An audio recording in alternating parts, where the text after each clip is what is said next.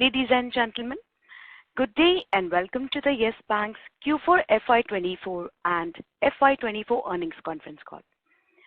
On the management panel, we have with us today Mr. Prashant Kumar, MD and CEO, Mr. Rajan Pental, Executive Director, Mr. Niranjan Banodkar, Chief Financial Officer, Mr. Manish Jain, Country Head, Wholesale Banking, Mr. Pankaj Sharma, Chief Strategy and Transformation Officer, and Mr. Sunil Parnami, Head of Investor Relations. Mr. Prashant Kumar will give an overview of the results, which will be followed by a question and answer session. As a reminder, all participant lines will be in the listen-only mode. Should you need assistance during the conference call, please signal an operator by pressing star, then 0 on your touchtone phone. Please note that this conference is being recorded. I now hand the conference over to Mr. Prashant Kumar. Thank you, and over to you, sir. A very good morning, and thank you for joining us so early in the day for our Q4 and full year FY24 earnings call. On this call, I am accompanied by the senior team members of the bank. Moving straight on to the results, as a bank, last fiscal, we continue to make consistent improvements across all the core operating metrics and progress well on the key strategic objective of improving the profitability of the bank. As I take you through the key highlights of the financial performance across deposits and loan growth, NII and NIM, fee income, asset quality and provisioning, profitability, and lastly, but importantly, of the progress made towards shortfall in the PSL subcategory. You may also refer page number 6 to 14 of our investor presentation to get more detailed insights as to how the bank is working on each of the key business levers. But fundamentally, the key for us has been and would continue to be the disciplined execution towards the fulfillment of the stated objectives. Moving on to the key performance highlights, fiscal 24 marks the third straight year of full year profitability for the bank since the year of reconstruction. This is yet another important milestone, particularly in the context of eligibility of the bank towards empanelment for government and PSU businesses. Bank reported FY24 net profit at 1,251 crores, which is up by 74.4% YOY. Bank ended the year with Q4 24 ROA at 0.5% against 0.2 in Q3 and Q4 FY23. And this is despite incremental PSLC related costs and stepping up the PCR. Full year FY24 net interest margin came in at 2.4% against 2.6 in fiscal 23 due to negative drag because of the RIDF deposit placed for the PSL shortfall, which has further marginally inched up and now peaked at 11% of our total assets compared to 9% in March 23. This increase is due to calls related to prior period shortfall.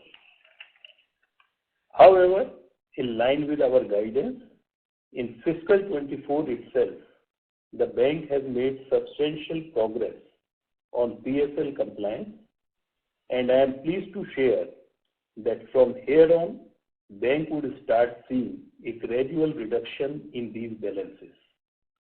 The bank has concluded fiscal 24 with nil shortfall in the overall PSL and subcategories of small and marginal farmer and weaker section. Further, the shortfall in the non-corporate farmer subcategory has been brought down to around 1.4%. This was done through a combination of organic accretion as well as through purchasing of PSLC. As a result, beginning fiscal 25 at an overall level, we would start seeing a reduction in the RIDF balances, and bank expects that gradually and by the end of fiscal 27, these balances would eventually further reduce to below 5% of our total assets, bringing it much closer to the average levels similar to that of some of our other large private sector bank peers. With that, bank would also start seeing a reduction in its negative drag on our margins and profitability. Sequentially, NIM for quarter 4 was flat at 2.4, with net spread marginally improving by 2 basis points compared to quarter 3. Net interest income for the quarter at 2,153 crore was up 2.3% YOY and 6.8% sequentially. As regards non-interest income, bank saw strong momentum sustained across all diverse and granular fee income streams. In fiscal 24, non-net interest income has grown by 39% YOY to 5,114 crores.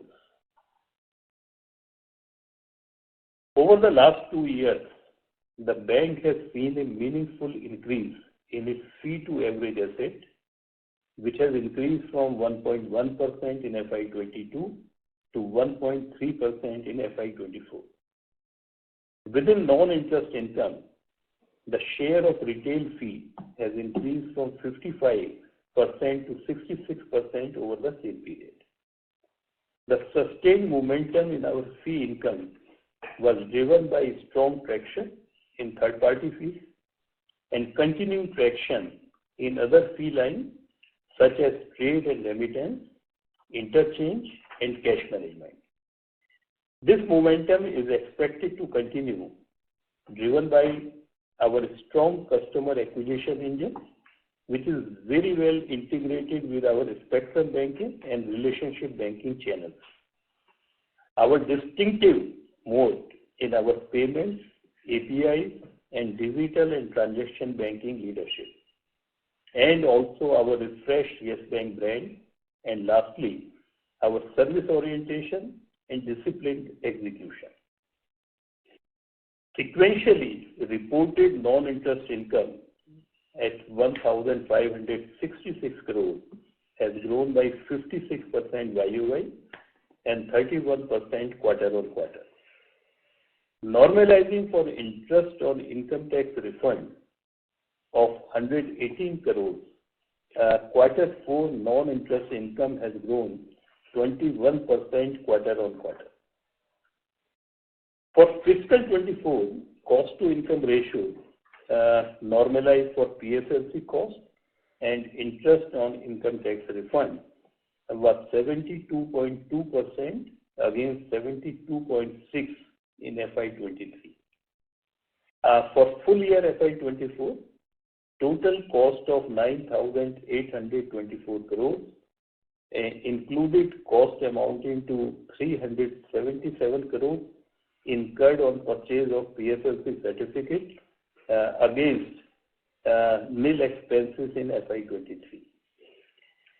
For quarter 4 FY24, while on reported basis, costs were up 27% YOY. However, normalizing for PSL cost of 254 crores incurred during quarter 4, the YOY growth was 15.6%. The quarter 4 FY24 cost also included a variable pay cost of 109 crores. The quarter 4 FY24 cost to income ratio, adjusted for PSLC costs and interest on income tax refund, was at 71.2% against 70.9% in quarter 3 FY24. For fiscal 24, bank reported PPOP of 3,386 crores, which has grown by 6.4% YOY.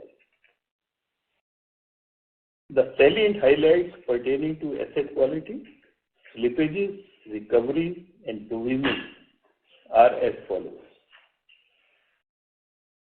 Compared to Q3 FY24, both the gross as well as net NPA improved 30 basis points to 1.7% and 0.6% respectively.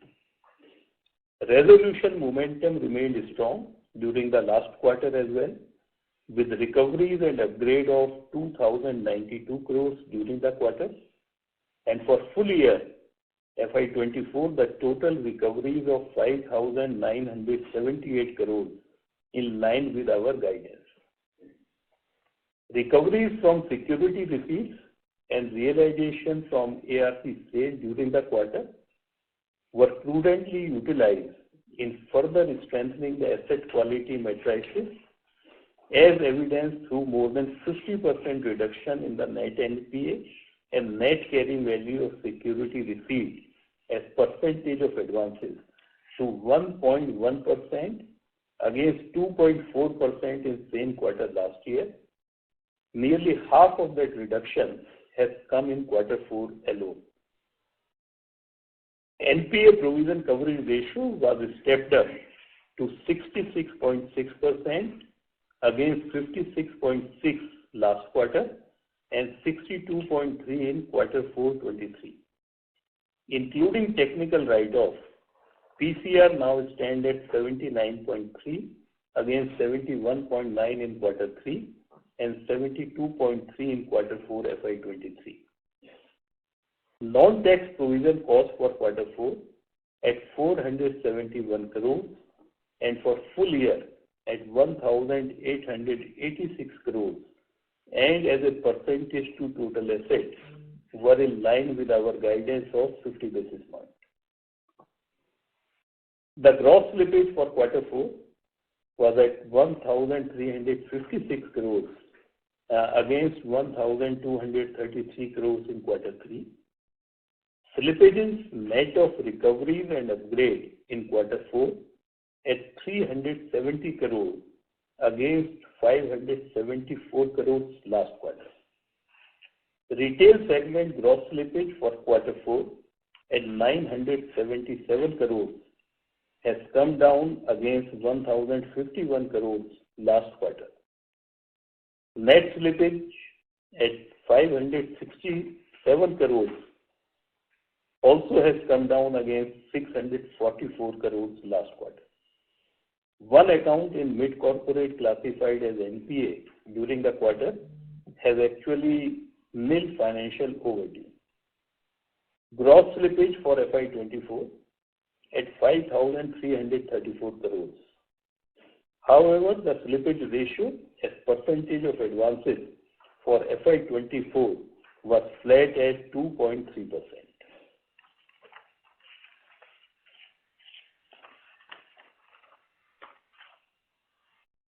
Moving over to business, balance sheet and other highlights.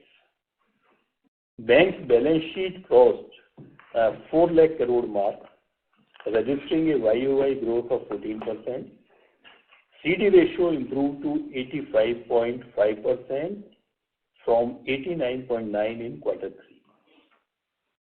Robust accretion continued in deposit as it came in highest ever in the history of bank at 2.6 lakh crore, clocking a healthy growth of 22.5% YOY and 10% quarter on quarter. For full year and quarter ending 31st March 2024, the CASA ratio came in at 30.9% as compared to 29.7% in Q3 and 30.8% in Q4 FY23. During the year, bank added 1.7 million new CASA accounts. We remain committed to judiciously expand our distribution and added 134 new branches since January 23 in CASA-rich clusters. CASA balances at the end of quarter 4 were up 23% over quarter 4 23 and 15% over quarter 3 of the FY24. The average daily current account and average daily saving account balances have also grown by 12.3% and 13.5% respectively in quarter 4. Retail and small business deposits, as per the gross LCI definition, at 1.17 lakh crores has grown by 18% YOY. CASA plus retail TD are at 57.2% of the total deposits. As we continue to leverage branches as the fulcrum of our business, the contribution of retail and branch banking deposits increased to 53.1% of total deposit compared to 52.1% in FY23. For fiscal year 23-24, the incremental CASA ratio was 31.5% and the incremental CASA ratio in deposit sourced by our branch banking channel was even higher at 37.5%. Year-end net advances, excluding reverse repo, has grown by 13.8% YOY, aided by sustained growth momentum in SME and mid-corporate advances at 25% plus YOY and resumption of growth in corporate segment. As guided earlier, we expect that within advances, the ratio of retail plus SME segment advances to wholesale segment advances, that is the mid-corporate and large corporate, would remain at the similar level of 60-38 from here on over the near to medium term. Within advances, while we would continue to drive steadfast growth in SME and mid-corporate segment and further enhance our focus on profitability improvement within retail, we would expect corporate advances segment to grow in high single digits going forward. In quarter 4 FY24, the bank's average quarterly LCR remained healthy at 116.1%. Regarding capital position, while CET and capital adequacy at the year end was at 12.2 and 15.4% respectively. However, including the effect of the warrants exercised by CA BASC in the month of April 24, the pro forma CET1 as on March 31, including the proceeds from warrant conversion, works out to 12.7%. In other highlights, Yes Bank has joined hands with Indian Olympic Association as principal sponsor for Team India for Paris Olympic 2024. This reflects our dedication and commitment to national pride and to showcase our commitment to support Team India in Paris Olympic 24. The bank also launched a special saving account proposition called Yes Glory, along with a campaign, Milkar Jitayenge. Another notable highlight was a partnership with a skilled player in payment ecosystem as the PSP Payment Bank, reflecting the inherent strength in the capabilities and technology infrastructure of the bank. This partnership is expected to further aid our market share in digital payment ecosystem, merchant acquisition, current account balances, and transaction banking flow, and thereby resulting in some improvement to our fee income. We have also launched YesPay Next, a cutting-edge next-gen UPI payment app which provides a seamless, secure, and smarter way to manage transactions. Further, I am humbled to share that last quarter, Yes Bank got certified as a great place to work by GPTW Institute India and is ranked amongst the top 50 in India's best workplaces in BFSI 2024, and this is the second year in the row. Bank has also received top award for Best Bank for promoting government schemes in the private sector, and we are also named the runners-up for Best MSME Bank in the private sector at MSME Banking Excellence Award 2023. Lastly, we also became the first Indian bank to conduct export finance transaction at Receivable Exchange of India Limited, an international trade finance service platform in India.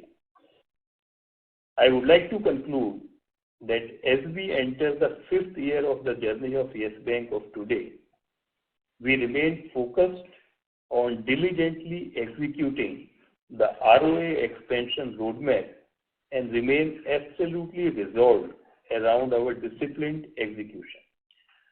We thank you for your continued support, and with this, we can now take your questions. Thank you very much, sir. We will now begin the question and answer session.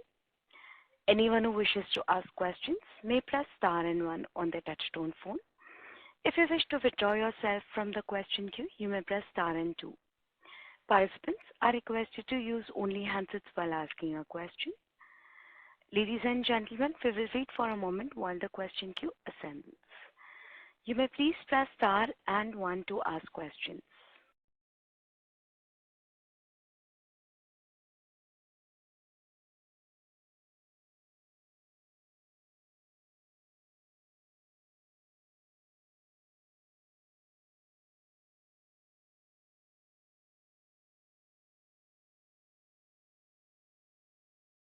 The first question is from the line of Rakesh Kumar from B&K Securities. Please go ahead.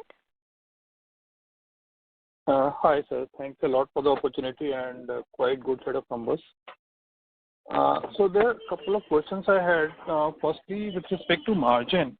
So with the reduction in margin, with the help of CASA and improvement in asset quality, we had a stable margin for this quarter.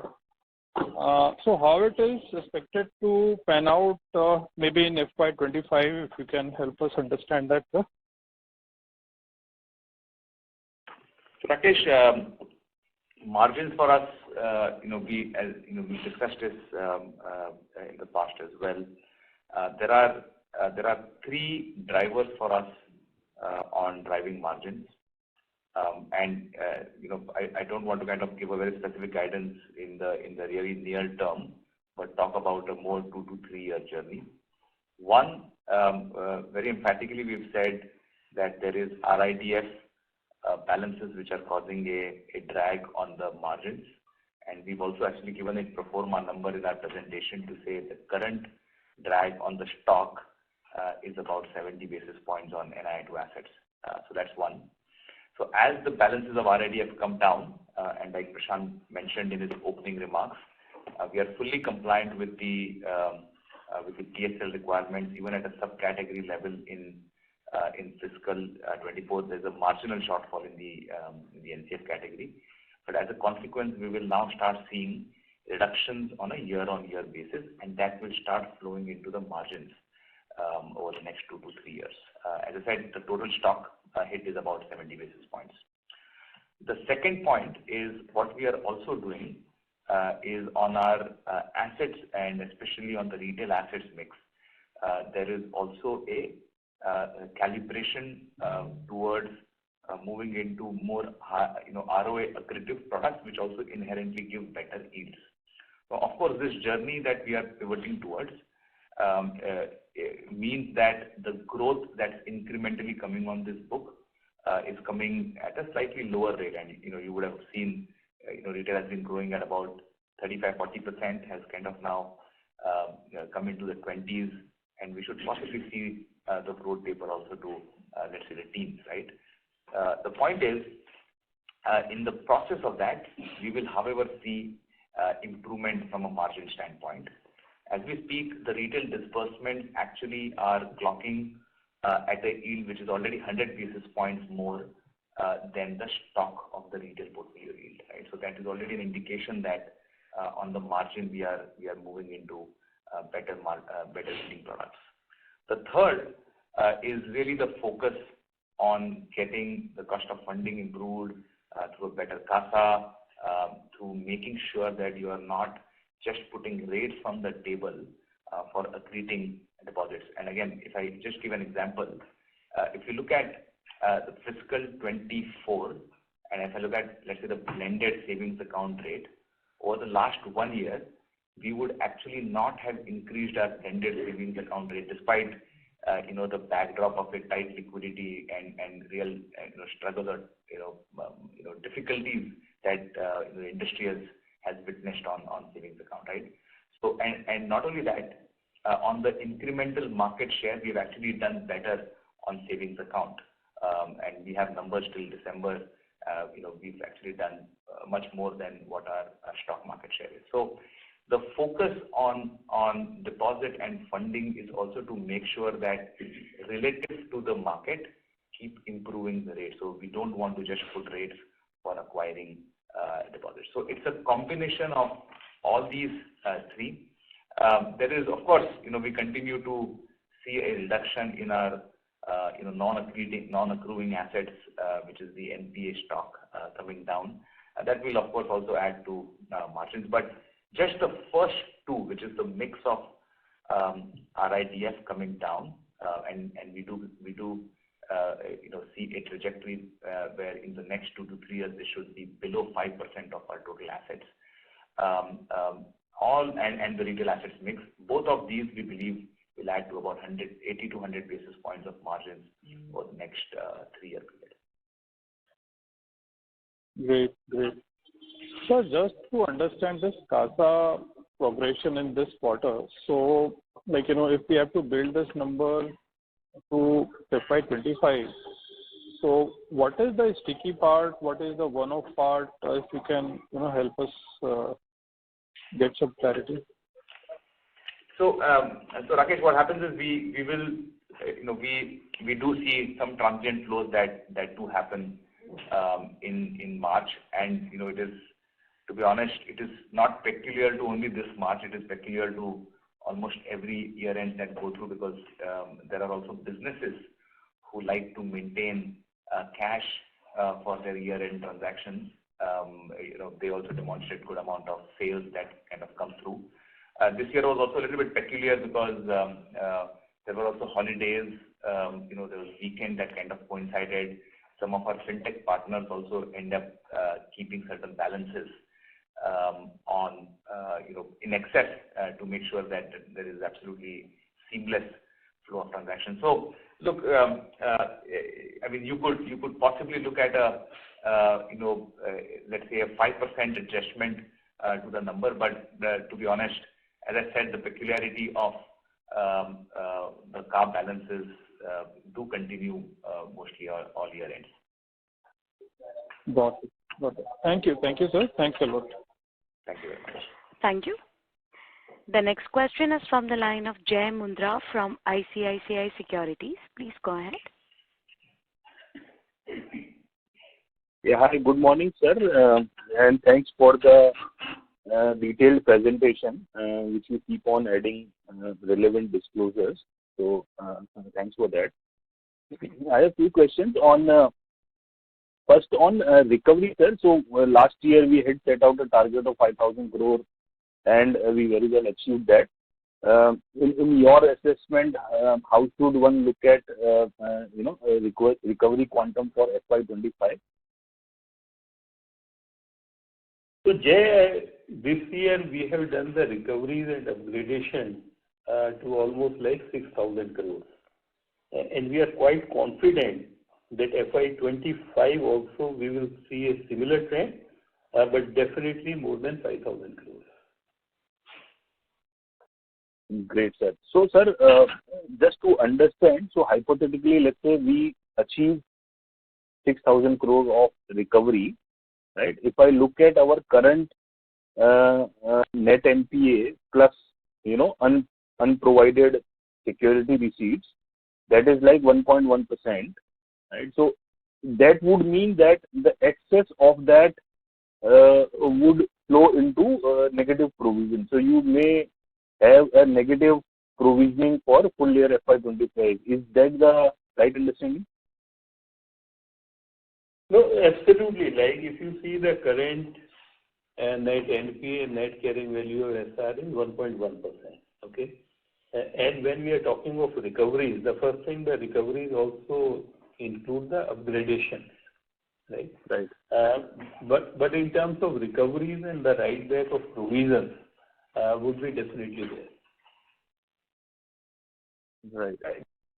The credit cost will also take into account slippages that we will have for next year and the consequent provisioning of that. Like we've mentioned, we do believe that every time we get recoveries and recoveries are in excess, we keep strengthening the balance sheet. So in terms of a prioritization, we will make sure that our SR book is completely off. So currently our the carrying value of our SR book is about 50 basis points. The redemption that will come through in fiscal 25 will make sure that that balance becomes zero by the end of fiscal 25, right? That's the first priority. The second is that the NNPA that we have in our books, which is currently at 60 basis points, adjusted for the slippages that we will have next year, we will want the PCR also to actually go past 70 basis points, 70%, right? I think that's the broad, endeavor that we have to say how can we further take the PCR in excess of 70 basis points. Although, to be honest, the recovery rates that we do exhibit on our existing portfolio are actually much better than, let's say, a loss rate of 70%. But, I think it's just prudent to keep that, right? So both of these, if we add, adjusted for the recoveries that we'll get from SRs, we do believe that the non-tax provisioning that we will end up for fiscal 25 should again be contained, below 50 basis points. Of course, the more recoveries we get, it kind of plays into the P&L, but at least there is an endeavor to keep further strengthening the quality of our balance sheet. And just to clarify, when I say sub 50 basis points of non-tax provisioning, it is to average assets, just for abundant clarity. Understood. And Ranjan, how should one look at the slippages? I mean, earlier 1-2 quarters back, we had some slight uptick in the retail slippages. Now this quarter and full year basis, it is more or less, 5,000 odd crores of the total slippages that we have seen. How should one think of the slippages for next year? So Jay, if you recall again, last year we did indicate that we would operate the slippages between a 2 to 2.5% range. That was the broad range, and the range was slightly wider given the fact that we were seeing some early signs on the retail portfolio. I think what we are kind of pleased to report is that while the retail slippages did go up during fiscal 25, but we are already seeing now signs of that settling as we exit fiscal 24, right? So on the blended basis this year, we did have a slippage ratio on the average loan book at about 2.4%. We do believe that for next year, the slippage ratio should be on the lower end of the 2 to 2.5%. I think that's really how we see.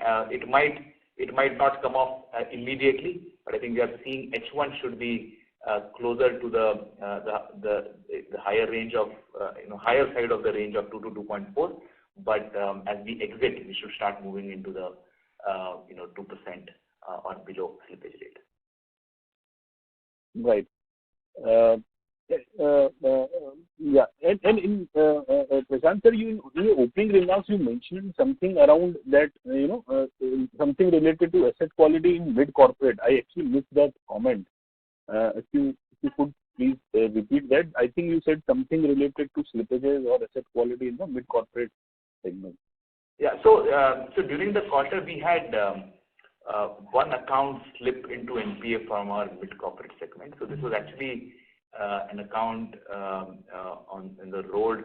It's a road project where because there is a date of commencement of commercial operations. If you don't meet that, then you slip into NPA. So this is a largely completed road project. In fact, there is no delinquency on this particular account, but it's just that because it crossed the date, it had to be classified as an NPA. So that was just one call out that we wanted to make in the mid-corporate segment. Mm-hmm. Right. And then last question. So we have given a very good numbers, disclosure in terms of normalized, what would be normalized P&L, assuming the PSL or RIDF drag settles. But in your assessment, the way PSL will work or the PSL requirement will keep coming down on incremental basis. But how should one look at the FY2025-26 ROA progression from current levels onwards, considering the RIDF or PSL, they will not go away straight away. They will go away only in maybe 3 years time out. So in the intermediate term, how should one look at blended ROA? Thank you. So, Jay, we've actually, as I said, we've not given a very specific guidance in the near term. We kind of refrain from speaking about that. But the trajectory that we maintain from an ROA perspective is an improving ROA. And we've again, I'm happy to kind of take you through again on the 2 to 3 year roadmap that we have, which largely includes that our NII to assets should actually expand quite materially for the reasons that I mentioned. There will be some room for improvement on non-interest income for us. So we currently operate at about, let's say, full year will be about 1.3%. We do believe that over the next 2 to 3 years, we will see about 8-10 basis points of accretion, let's say, typically every year. On operating expenses, despite the PSLC, we've been calling out that our operating expenses to assets should be contained in the range of about 2.6-2.7%. In fact, we have said it should be below 2.6. However, adjusted for PSLCs, we might end up at about 2.65 or something. We do believe that we should operate at sub 2.6%. There are certain initiatives that we're also playing out on the operating expenses. We think there is a room of about 10 to 15 basis points over the next 2-3 years. All of that, I would say from an ROA perspective over the next 2 to 3 years, it's all flowing in materially from the NII. As I mentioned right at the start, it's about 80 to 100 basis points that we do see flowing into the ROA ultimately. Right. Thank you. And sorry, last clarification, the PSL, we are compliant on overall as well as sub-segment basis in all sub-segments. And the incremental RIDF or PSLC certificate purchase, that should not be there from, let's say, this quarter onwards, right? Is that the understanding? So I'll clarify, Jay, on that. So fiscal 24, we are fully compliant. I mean, again, I just want to, for the sake of abundant transparency, there is a marginal shortfall in the NCF category, which is about 1.4% of the average net bank credit, which is nominal compared to some of the shortfalls we've had in the past. So which means that for fiscal 24, we will not get calls to place deposits with RIDF or NABARD in subsequent years, right? That does not mean that for fiscal 25, if I have to comply with PSL, we will not purchase PSLCs. So we will also purchase PSLCs to make sure that we are also complying with fiscal 25 requirements, such that the non-compliance does not trigger we do not get calls for our RIDF deposits in subsequent years after fiscal 25. So the compliance component typically is driven by three different ways. One is you purchase PSLCs, and you can buy for the entire quantum, or you can buy for a limited quantum, but it is completely a function of what is your organic accretion of PSLCs. So first is PSLCs, which we used with a total cost of about 377 crores in fiscal 24. The second is we also lent to MFIGs and let's say financial institutions who onward in turn lend to let's say some of the SMF or NCF category borrowers, right? So it's not a direct lending, but it is effectively to a balance sheet that in turn will give you the PSL. It of course comes at a slightly lower yield than you would otherwise do organically. The third is you do it organically on the balance sheet. Again, there are two different models to do that. You can do it through a business correspondent, or you do it directly through your own branches, right? Now, in the order of what I mentioned, which is PSLC, then you have lending to MFIGs and IFIs, then you have a BC model, and then you have a direct model. In the order that I mentioned is where you have from a cost of, let's say, ballpark 2.5% to an ROA accretive model of, let's say, anywhere between 3 to 4% is the spread that operates. And the endeavor is, as we kind of keep building our skill set in this particular space, we want to move away from having the contribution made from PSLCs to actually having more and more organic accretion coming in from our organic businesses, right? So that the cost that we are paying today for PSL compliance, which is about, let's say, 2.5%, that actually moves into not only recouping the cost, but into an ROA accretive model of about, let's say, 3 to 4%. So that's the journey that will play out also over the next few years. I hope I've answered that well. Yeah, no, that is very, very clear. Thank you and all the very best. Thank you. Thank you. The next question is from the line of MB Mahesh from Kotak Securities. Please go ahead. Niranjan, just this question on the security receipt. Can you just give us an update? What is the carrying value which got unwound in this financial year, and against that, what was it in terms of gains that you booked for the full year? What was the carrying value that we unwound during the year is what you're saying? Yeah. Because I think when we started off this journey, you had about approximately about 5,000 crores, if I have the numbers right. So let me. So I will just pull out the exact carrying value as of March 23. Give me a minute. But March 23, if I go back, Mahesh, our NNPA plus SRs was cumulatively 2.4%, and against that 2.4%, the SR value was about 1.4%. And if I look at just 1 minute.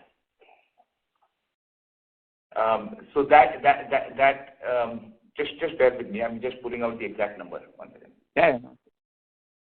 And while you are answering this, if anyone else can answer, the provisions that we are carrying today, it's currently at about closer to 70% on the SR book today. How much more does it have to go up, or do you think this is more or less done here? So Mahesh, to be honest, just from a coverage standpoint, we don't need to have a coverage on the security receipts, because we believe that the ultimate recovery actually is going to be more than that. The only reason we do end up carrying provisioning is because there is also a concurrent aging related provision requirement that keeps coming in, and depending on how we kind of use the redemption that we get, we ultimately use it for making sure that the burden of any aging related provision actually is zero. So just from a P&L impact standpoint, let me just answer that. So fiscal 24, if I look at a net level, the P&L benefit that we would have got is about 700 crores.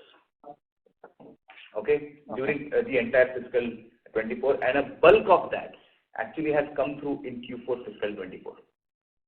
And this is on account of the write back that we would have had, as well as the surplus that we would have recovered over the face value. So about a 740 crores of P&L write back is what we have got from, let's say, the security receipts.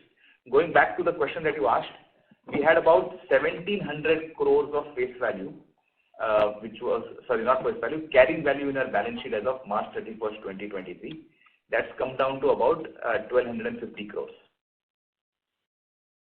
Okay, perfect. Yeah. That's and given that you had classified these in category A, B, and C when you had announced this transaction, how has been the performance of this book? Because the expectation was that the recovery rate should be reasonably healthy on this particular portfolio given where it was sold at that point of sale. Those numbers still hold on? So Mahesh, if we see the security receipt at the time of transaction, 45% of that security receipts have been resolved in 15 months. Okay? So I think that way we are seeing a very good progress. And the initial expectation was that the entire security receipt resolution would happen in a period of, say, around 4 to 5 years. So if we see the 15 months trajectory and 45% SRs have been resolved, I think the progress has been quite good. Mahesh, if I can also add, so the carrying value that we have currently on these security receipts, as I mentioned, as of 31st March is about 1,250 crores.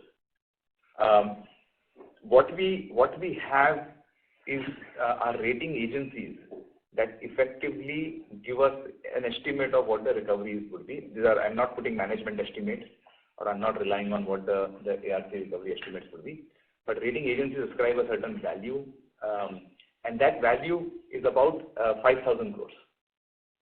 Now, clearly, the bank will have its own estimates, and as Prashant mentioned, we do see a good run rate of recoveries, not only in terms of absolute recoveries, but also the percentage of recoveries that have actually been playing out. So I just wanted to make sure that, so there's a 1,250 crores of carrying value. The rating agencies have put out a recovery estimate of about 5,000 crores that will flow into the security receipt holder. Okay, perfect. Thanks a lot, Niranjan, Prashant. Just one last question. Cost of funds seems to have stabilized this quarter, QOQ. Are we, from the way you're seeing these numbers, you would say that they have kind of peaked out for you guys as well? So Mahesh, I would say yes. TD rates, we have seen some uptick from a TD pricing, but to be honest, it also got offset by the mix on CA and SAR to some extent. So I would say nothing material that we also expect, at least as of now, on the ground, that will play out in the near term from a cost of funding perspective. Perfect. Thanks. Everyone. Thank you. The next question is from the line of Srinivas, an individual investor. Please go ahead. Yeah, good morning. My question is about acquisition of a microfinance business, which is, there on the radar of Yes Bank. That has been there for quite some time. Any progress on that front? Do we see that forthcoming in this current financial year? Then second question is as Prashant sir mentioned, 3 years of continuous profitability. So what exactly is the kind of benefits which the bank is likely to see from government and PSU bodies? And the third question is what is the plan regarding the branch expansion? Whether the branches that we have added in the last 3 years or so, have they been contributing towards the operating leverage? Has it started kicking in, operating leverage? So Srinivas, I think your first question in terms of MFI, I think we continue to explore that part, but as of now there is no progress. Okay, but let's see if we are able to do something in the current financial year. My comments regarding this is the third year of profitability. We become entitled to do the government business in terms of the tax collection and the empanelment with the central government and the other state government for doing the government business. And at the same time, for almost most of the PSUs, they deal with the banks for their businesses if you have the 3 years profitability. So I think this 3-year profitability would make us entitled to be qualified for empanelment with the central government as well as the different state governments to do the tax collection as well as the small saving scheme and their other business, which would be beneficial for the bank both in terms of fee as well as in terms of the low-cost deposits. Your third question was in terms of expansion. I think we are continuously expanding our branch network through branches as well as through the BCBO model. And we are seeing like the branches and these touch points are actually adding in terms of the both liabilities as well as fee income. So I think this branch expansion would continue to be our strategy going forward also.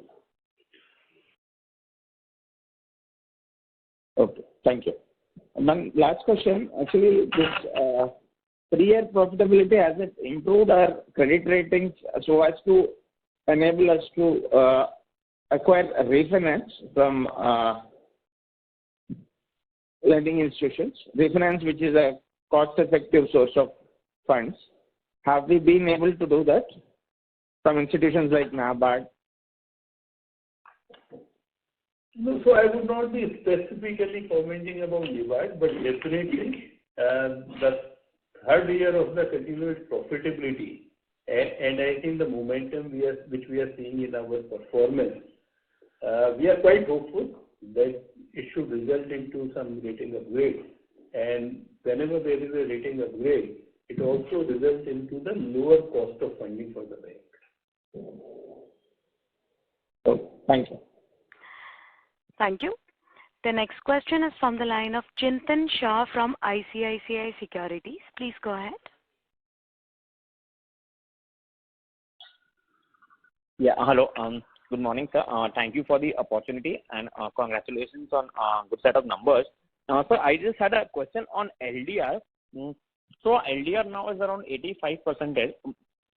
So this is almost at 5-6 years even prior to COVID or prior to the reconstruction, our LDR was higher than this. So I think even in the last quarter we mentioned that we are comfortable around 90%. Mr. Shah, I'm sorry to interrupt. Sir, your audio is not clear. Sorry, yeah. Can you use your handset, please?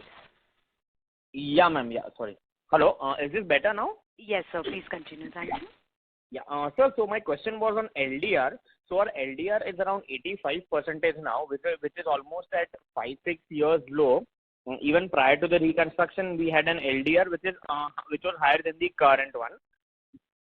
So any qualitative comments on how could the LDR move from current levels? Even in the last quarter, I think we mentioned that we are comfortable with LDR around 90%. Yeah. So first question is on that. Yeah. So Chintan, like last time also what we were saying, that we are comfortable with the LDR of less than 90%. Okay.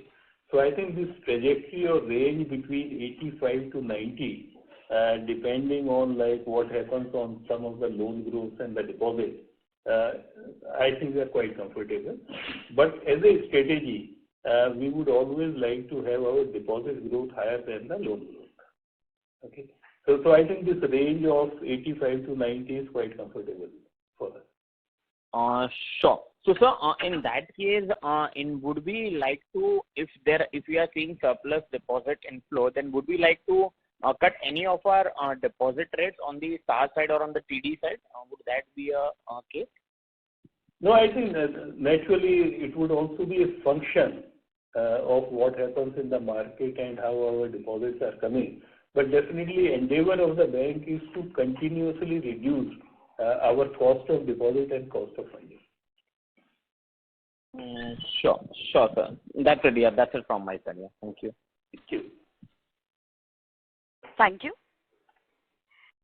Ladies and gentlemen, that was the last question for today. I would now like to hand the conference over to Mr. Prashant Kumar for closing comments. Over to you, sir. Again, thank you all of you to join us for this call so early in the day and for your support. Thank you so much. Thank you, members of the management. Ladies and gentlemen, on behalf of Yes Bank, that concludes this conference. We thank you for joining us, and you may now disconnect your lines. Thank you.